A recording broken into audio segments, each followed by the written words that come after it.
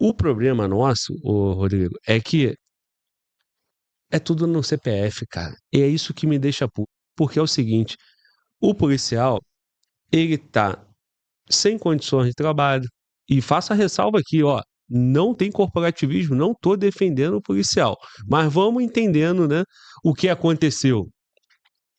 O cara age, o cara não tem direito de errar.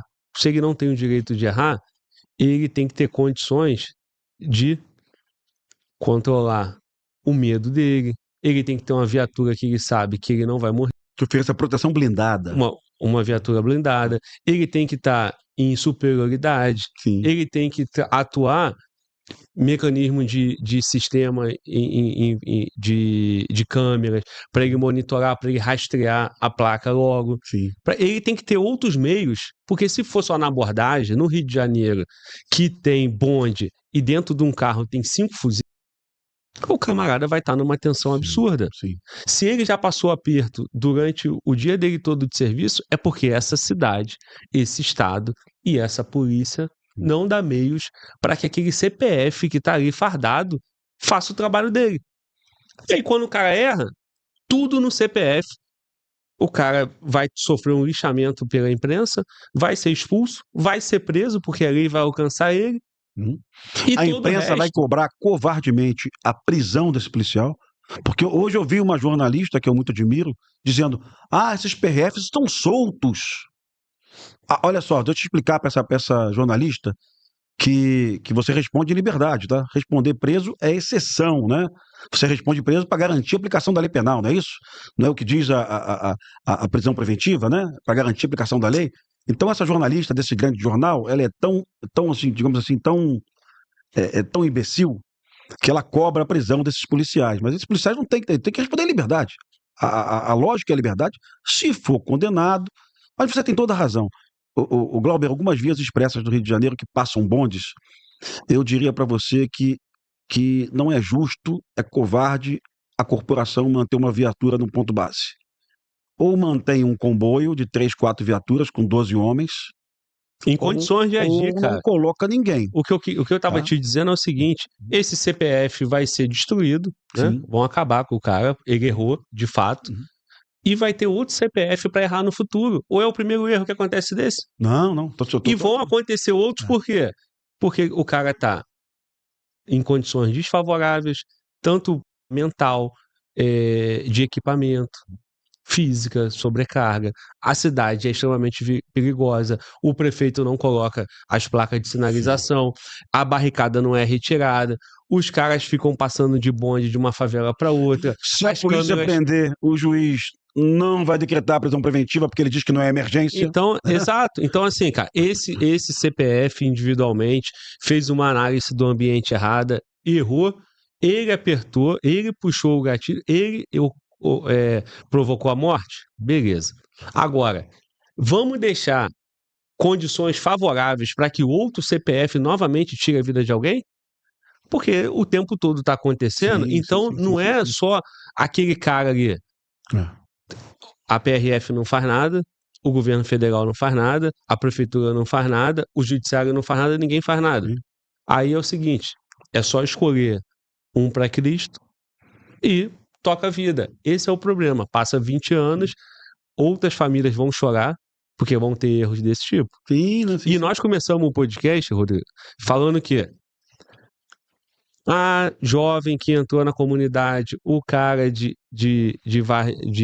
do Corme Velho, do Falé, várias situações que você narrou pra gente em 70 dias, que foi exatamente a demonstração de um descontrole do Estado na cidade como um todo. Da falta de coordenação, viu? Quando não é para uma abordagem policial, na ausência de abordagem policial, é abordagem de quem? Do criminoso que você entrou num CEP que não podia entrar. Sim. Então, assim, cara, e agora, vai botar na conta de quem? Não tem um policial que errou pra botar na conta. E teve vítima da mesma forma, entendeu? Então, assim, cidadão perdendo a vida o tempo todo o Glauber, e ninguém faz nada. É importante fazer essa ressalva porque existe um instituto, que é o Fogo Cruzado, que ele divulga, é uma ONG, né? Que ele divulga os enfrentamentos no Rio de Janeiro e coloca eventualmente nas redes sociais a foto das crianças que morreram baleadas no Rio de Janeiro em enfrentamentos. Alguns enfrentamentos são enfrentamentos com forças policiais, mas muitos enfrentamentos, e hoje eu diria quase todos nesse último mês, não tinha nenhum policial na favela, tá? A morte desse menino agora no Morro dos Macacos, tá? Não tinha equipe da polícia, era terceiro comando contra comando vermelho.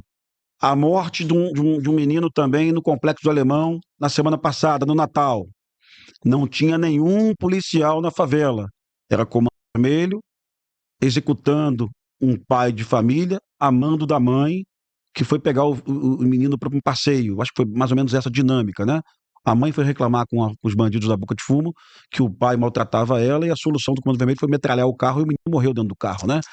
Nessas horas, essas ONGs se calam. Exato. Elas se calam. E a imprensa também. A imprensa também. Eles gostam de falar de mortes provocadas por policiais.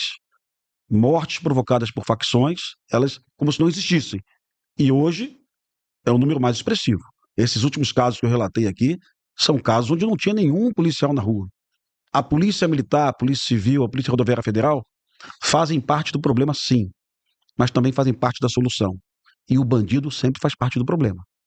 Mas eles não enxergam dessa forma, né? Tudo que se planeja no Brasil hoje é restrição à ação policial, restrição à ação policial. Se você restringir a ação policial, vai acontecer o que aconteceu no Morro dos Macacos anteontem. Um menino foi assassinado pelo vermelho. Vai acontecer o que aconteceu no Morro do Alemão semana passada. Um bebê foi assassinado pelo vermelho. Será que é isso que eles querem? Eu começo a desconfiar que eles querem o caos, sabe? Eu começo a desconfiar que eles querem o caos, né? Porque não existe nenhuma direção no Brasil para a segurança pública. O Glauber, o que aconteceu no Rio de Janeiro na semana passada me indignou tanto. Você faz os reacts também, eu faço também. Eu fiz sobre o argentino que foi baleado, né? Uhum. A Polícia Civil, em tempo recorde, aliás, a Polícia Civil do Rio de Janeiro está trabalhando pra cacete, viu? O doutor Felipe está realmente colocando a Polícia Civil numa velocidade incrível. Muitas prisões, mas muitas prisões. E a Polícia Civil conseguiu identificar os autores do atentado contra o turista argentino. E aí, o delegado vai ao juiz de plantão, porque o juiz natural está descansando. Ele não trabalha sábado e domingo. O juiz natural trabalha terça, quarta e quinta, eu acho, né? Acho que o judiciário brasileiro é mais ou menos isso mesmo. Tá ruim, né? Tá ruim. Eles ganham um pouco, então eles não querem trabalhar muito, né? O Brasil todo trabalha pra cacete, mas eles... Né? E aí o judiciário brasileiro o juiz natural estava descansando, natural, ele tem que descansar mesmo. O juiz de plantão recebe os policiais civis e despacha que não havia emergência naquele mérito ali para que ele desse autorização para a prisão do bandido. Dos 2 bandidos que foram identificados por testemunhas, 2 bandidos que já tinham anotações penais, inclusive por homicídio, um turista argentino gravemente ferido no hospital entre a vida e a morte, familiares desse turista argentino que deveriam estar voltando para Bariloche, para Buenos Aires, né? E a presença desse familiar aqui no Brasil é necessária para a condução do inquérito policial, para reconhecimento, para providências. E esse juiz, que eu não posso utilizar um adjetivo aqui, eu não posso chamar ele de um termo aí, esse juiz diz simplesmente, não, isso aqui não é emergencial. Eu duvido, Glauber, eu duvido se fosse um filho do ministro do STF, um parente do ministro do STJ, eu duvido que esse juiz daria essa decisão, eu duvido, porque eles trabalham para eles, cara. Isso. Eles não se sentem servidores públicos, sabe? Eles não se sentem parte de uma coordenação da segurança pública. E o que nós estamos dizendo que nós não podemos fazer com a polícia, né? Se a gente não aceita isso, que o policial não tenha compromisso com a sociedade, também é inadmissível aceitar que o judiciário faça isso. Perfeito. Você colocou, Pimentel, um policial PRF que erra dessa forma, a gente pode entender que ele não tem tanto compromisso. Esse juiz também não tem. Exato. Também não tem. E o CNJ, Conselho Nacional de Justiça, é omisso, não se pronuncia sobre isso. E você tem um problemão. Quando você tem essa crise de medo do Brasil, de pânico, a ideia da impunidade generalizada, isso vai retroalimentando a segurança pública no país. É a saidinha, né?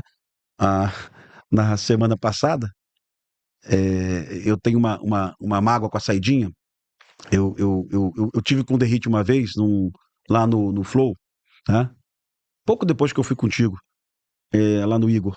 Eu tive com o Derrite e falei, pô, Derrite, que tal uma pesquisa sobre mulheres assassinadas por bandidos na saidinha?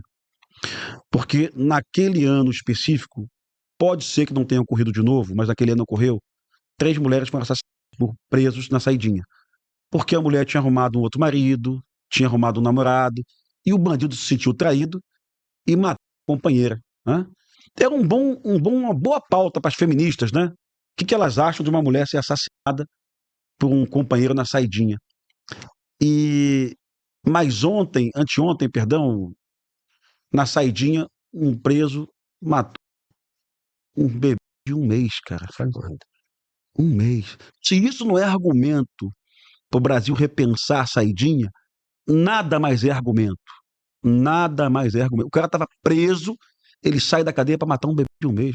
Pelo amor de Deus, cara. Pois é, cara. Então, pelo amor de Deus. Se o compromisso for, cara, com a solução, o mesmo debate que tem quando o PM joga alguém pela ponte, quando o PRF erra, tem que ter o mesmo debate quando o criminoso... Um prefeito deixa de colocar uma placa de sinalização também, que pode salvar uma vida, né?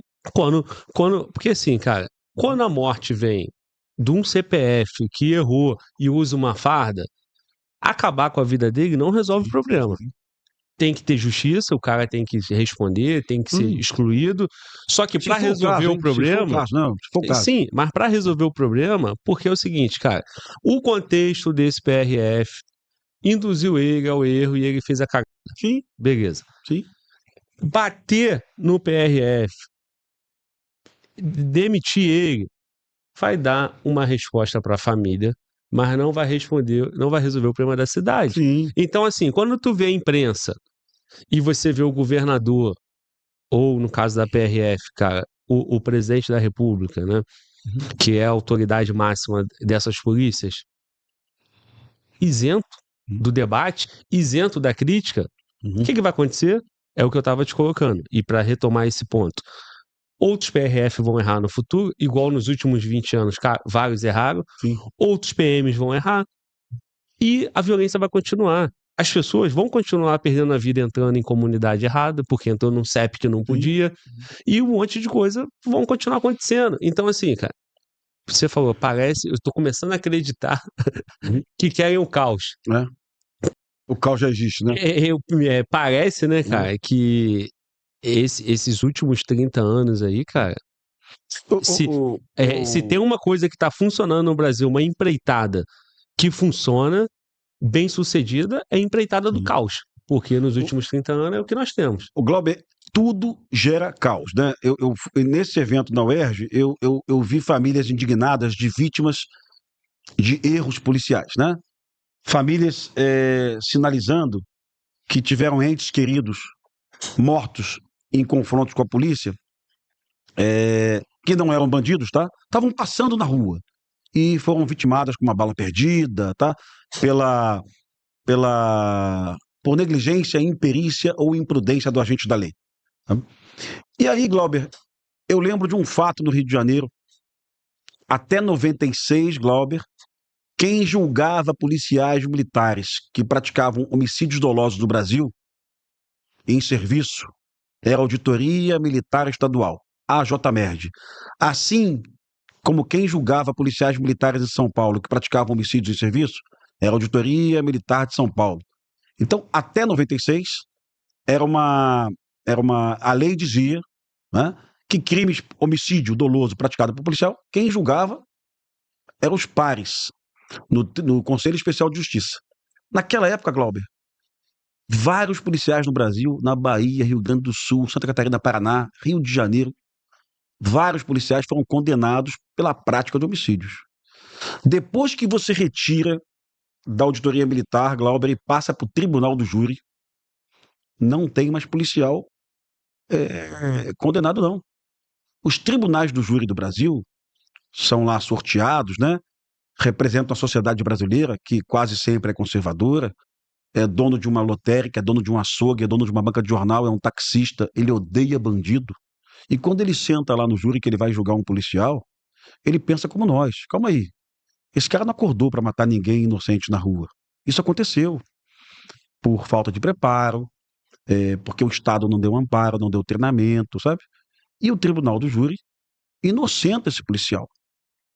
Eu, eu fui encarregado de um IPM, onde um policial efetuou 20 disparos de fuzil FAL. O carregador do FAL cabe 20 munições, né? Ele possivelmente estava com FAL na rajada, ele estava perseguindo um Tempra num bairro de Bom Sucesso. Ele efetuou 20 disparos no Tempra, incrível, não acertou nenhum tiro no Tempra, nenhum. O Tempra ficou sem um buraco de bala, mas acertou uma casa e uma menina dentro da casa tomou um tiro no pescoço. Essa menina era sobrinha de um policial militar do mesmo batalhão desse colega que errou esse tiro.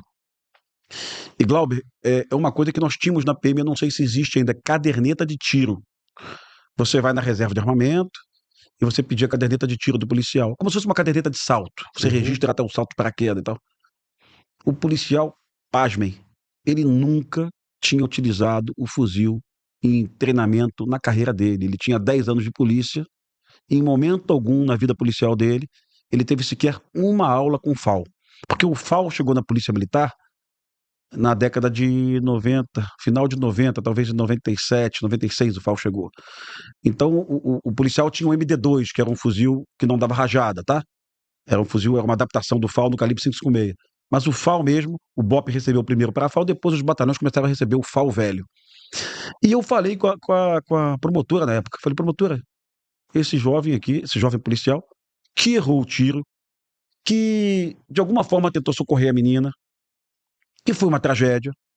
Eu não efetuaria aquele disparo, né? Jamais colocaria o FAL na rajada. Aliás, eu jamais tentaria acertar um carro em movimento, não vou conseguir. Mas esse policial aqui nunca teve. A promotora, na mesma hora, falou: não, calma aí, isso aí não. Esse policial não vai ser condenado, não. Isso é aquilo que você falou. Tira do CPF, né? Isso. Tira, traz para a corporação. Ainda que você pune o CPF, você tem que querer a solução do problema, porque você jogar tudo no CPF não tem solução daquele problema. Vai acontecer de novo. Mas confesso a você que gostaria que o colega pensasse mais no resultado do erro dele, viu? Assim, aquilo que a gente aprende lá na academia de polícia: identificar, decidir e agir, né? O presidente Lula fez esse decreto agora, né? Antes de falar do decreto, esses pontos que tu colocou, Pimentel, é maneiro tu falar isso, porque é o seguinte: você tá aqui, cara, dando, com base na tua experiência, no teu conhecimento, e esses casos recentes, mostrando para quem tá em casa, né, o quanto é complexo isso, e também não tá aqui sendo um corporativista passando um pano para erro, né? Porque o cara é policial. Então, se nós vamos condenar o erro do judiciário, a gente tem que também, né, da mesma forma, ter o mesmo compromisso com o erro. O nosso compromisso não é com o erro, né?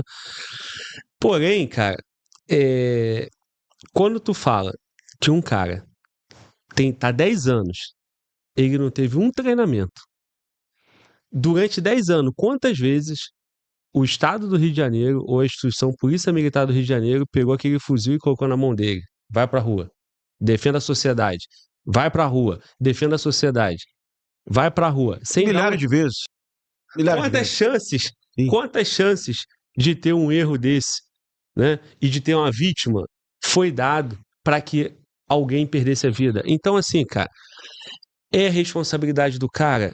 Irmão. Você o teu primeiro compromisso, o maior compromisso é seu, cara. Porque como é que você vive, cara, depois sabendo que por uma imperícia sua, você acabou com uma família, você acabou com a vida?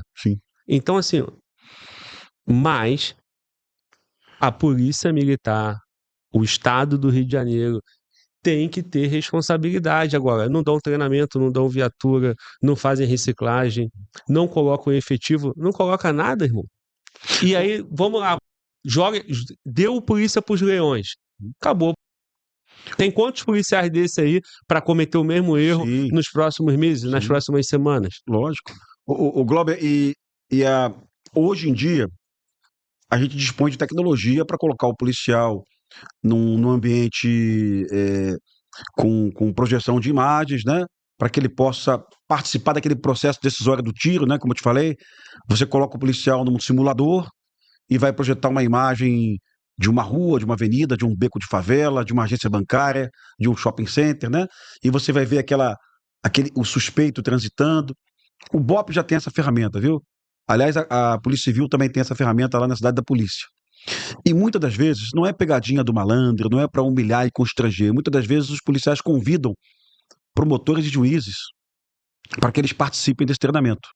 Promotores e juízes do júri, tá? Que são aqueles de pegar o policial no homicídio doloso.